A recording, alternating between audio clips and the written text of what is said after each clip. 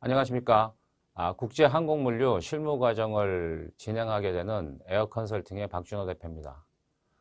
오늘은 저와 항공화물 시장 전반에 대해서 시장과 그리고 그 참여 주최자에 대해서 말씀을 드리고자 하는데요. 우선 그 첫 번째 시간으로 항공화물 운송의 정의 및 성장 배경에 대해서 말씀을 드리도록 하겠습니다. 첫 번째 저희가 알아볼 내용은요.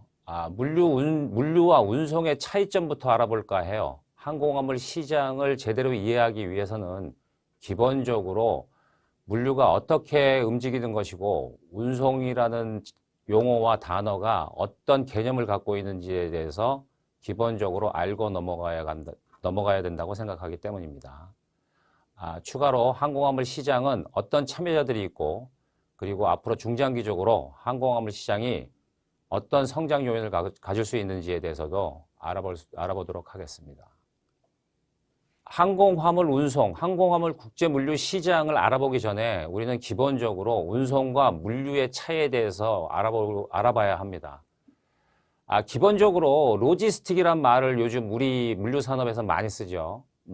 영어 번역으로도 물류라고 얘기합니다만. 그렇지만 생각보다 이 로지스틱이란 말, 즉 물류란 말을 우리 시장에서 사용한 지가 그렇게 오래된 용어가 아닙니다. 길어야 한 20년 남짓할 겁니다. 그러면 그전에는 우리한테 주로 사용했다는 얘기는 트랜스포테이션입니다.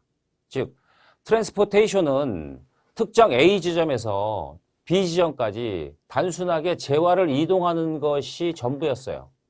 사실 60년대, 70년대 또는 80년대 넘어올 때까지 우리나라가 세계적으로 많은 교역량을 가진 무역 강국으로 등장할 때까지만 해도 대부분의 재화는, 즉 상품은 A라는 국가에서 생산돼서 B라는 국가로 이동하는 것이 전부였다는 거죠. 당연히 운송에서 가장 중요한 것은 뭐야? 운송수단. 그래서 선사, 즉 컨테이너선을 갖고 있는 선사와 항공사, 화물조정기나 기타 항공기를 보유하고 있는 항공사들을 중심으로 해서 하드웨어 측면이 강조된 거죠. 어떻게 하면 많이 빨리 옮길 수 있을까? 이것을 고민했던 거죠. 그러다가 어느 순간 갑자기 이 로지스틱이란 말이 나오기 시작했어요. 기존의 트랜스포테이션만 갖고 지금도 트랜스포테이션, 즉 운송을 하고 있거든요. 기존의 트랜스포테이션이라는 개념 갖고도 충분히 시장을 설명할 수 있을 것 같았는데 갑자기 로지스트라는 개념이 나오면서 운송을 포함한 재화의 이동의 전 과정을 이야기한다 라는 개념이 시장에 도입됩니다. 그렇다면 이 트랜스포테이션을 누가 또는 어떤 사람들이 로지스틱이라는 개념으로 전환 또는 혼용되게 되었을까를 우리는 좀 알고 있어야 되는 거죠. 이유는 간단합니다. 80년대, 90년대 좀 지나고 나서 2000년대 초반부터 전 세계는 세계화, 이른바 글로벌라이제이션이 확장되죠. 즉, 과거처럼 특정 A 국가에서 물건을 만들어 가지고 B 국가로 물건을 옮기는 것으로 국한되지 않아요. 글로벌라이제이션, 세계화라는 건 아주 간단한 거죠. 즉 공급망, 생산지가 이곳저곳으로 세분화되어 있다는 거죠. 즉 특정 포인트 투 포인트로 물건이 이동되는 것이 아니라는 겁니다.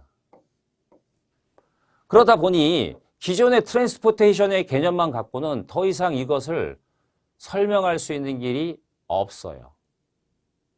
또한 기존의 항공사나 선사의 하드웨어 중심이었던 운송은 이 재화 이동의 전 과정을 컨트롤하고 핸들링할 수밖에 없는 포더 중심으로 바뀌게 되면서 소프트웨어가 하드웨어보다 더 중요한 시점이 된 거죠. 결론적으로 트랜스포테이션이 로지스틱으로 발전하고 동시에 혼용되는 가장 중요한 이유는 운송시장의 환경이 변화했다는 겁니다. 거기에